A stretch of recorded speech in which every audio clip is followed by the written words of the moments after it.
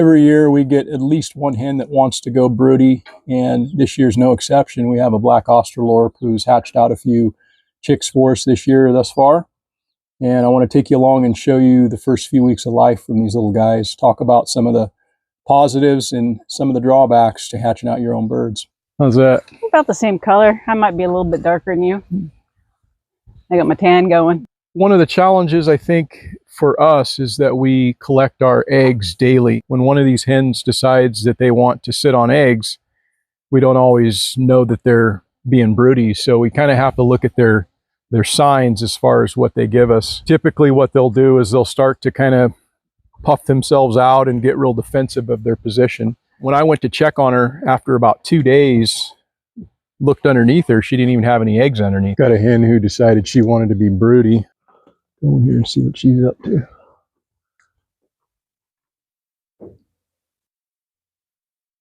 Black Australorp in there doing her thing. Sitting on a few eggs. We put just 5 eggs underneath her because we weren't exactly certain if she was actually going to sit on them. She sat on them for 2 days inside the coop behind us.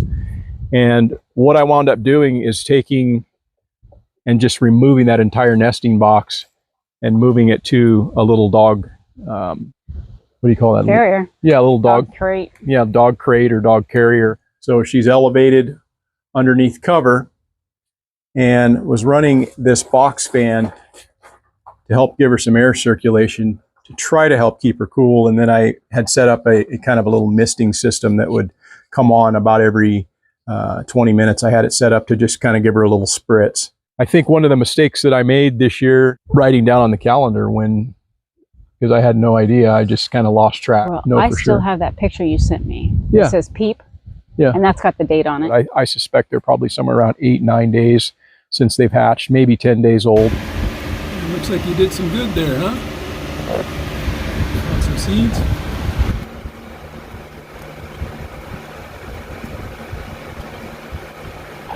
There's like 4 heads in there at least now. Good job.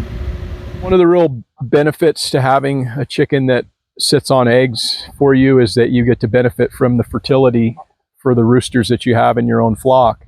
A lot of good that goes along with that. I think that the chickens themselves are a lot better foragers.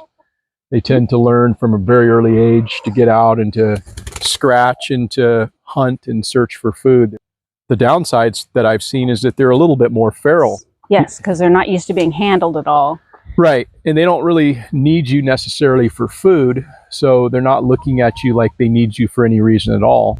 Whereas the chickens that we wind up raising from a hatchery, raise them in a brooder, they look at us as if we're the meal ticket, just gentler, tamer birds. We've been keeping them segregated in this coop behind us and opening the door up to let them out.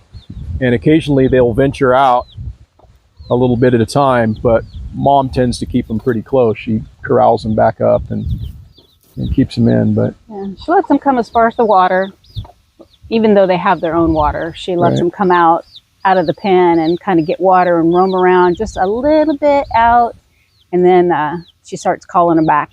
If you just provide a safe environment for the chickens, if you just provide them food and water, the mother's going to show them how to forage, how to eat, how to drink, and do all the things that the young chickens need. They don't need chick starter. They don't need all this other stuff. They will eat exactly what the mother's eating, and they'll do just fine with it. I think it's overwhelmingly a positive thing having a broody hen. Mm-hmm.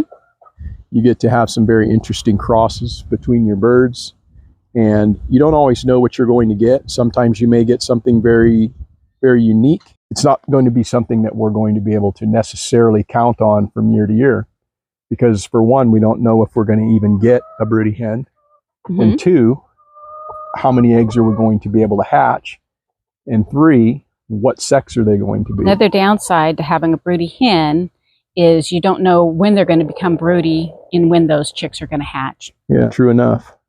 It's nice to be able to kind of pick and choose when it is that our chicks are, we may not want to be raising them in 130 15 degrees. Or if you have plans on doing something, you can squeeze those into your time frame, where if you have a broody hen, you're dealing with her time frame. Right, right. Another thing that's kind of a downside to us is just the fact that when those chicks come out into the chicken yard with the rest of the flock, they're pretty much free to go anywhere that they want. And at their age, it's not really that big of an issue. But again, if we wanted to go somewhere or to leave these birds for any length of time, they could be anywhere on the property doing whatever, because we don't have chicken wire down low. So the birds need to be a little bit bigger to be integrated with the rest of the flock on a daily basis. So right now we currently have them kind of segregated. We're going to let them out here shortly just to kind of give them a taste of coming out and seeing if they'll mix with the rest of the flock. The mother's still not quite fully embracing the idea. She's a little testy. Yeah, she is testy. Let's see how she is today.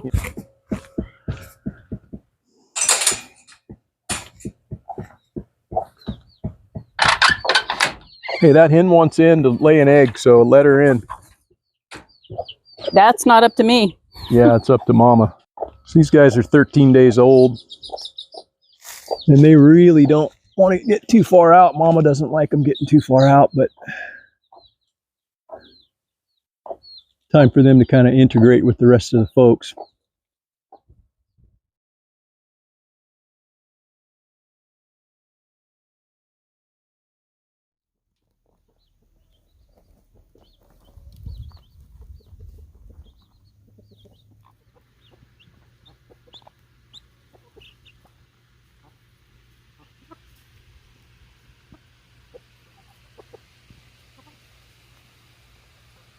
It's 113 out here today, and they're not liking it much, but I try to run this sprinkler over here for them in the heat of the day so they at least have a little bit of refuge. And there's plenty of shade, but they're pretty inactive at this point in the day, except if I come over here, at this point it's a real benefit to them because they can travel back and forth freely without any pressure from any of the other larger chickens, and they can forage out here and enjoy scratching and pecking and finding things to eat. But once they decide that they no longer need mama and they're fully weaned, they'll still be able to get through those openings down there, which are 2 by 4 inches in size. And so that's where the problem will arise. But at this point, they're just having a grand old time.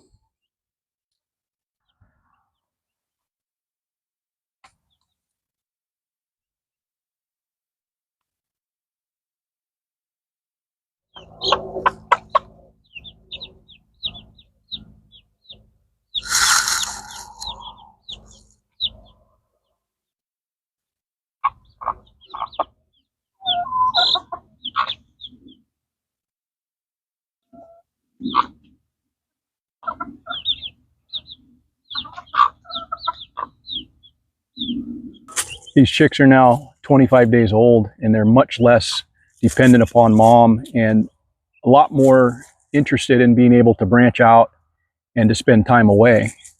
Mom is still keeping a watchful eye. She's right over there, but she's also starting to get a little bit more comfortable with the idea that they're spending time away from her. But when they were let out first thing this morning, they made a beeline to get outside of this fence to do some foraging.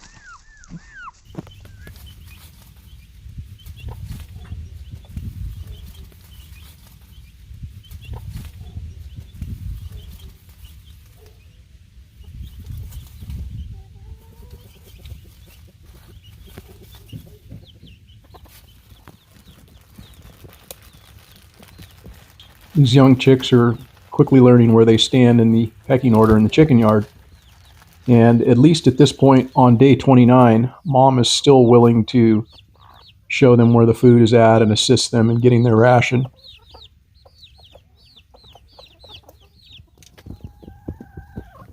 The more sought after feeding locations are typically reserved for the more dominant hens. However, the youngsters still have their places of refuge where they can find food in abundance.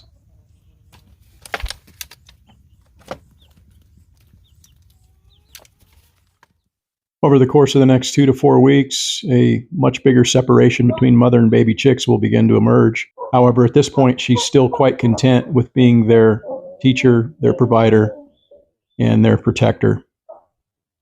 If you've enjoyed this video, please consider subscribing to the channel. Thanks for watching, and we'll see you in the next video.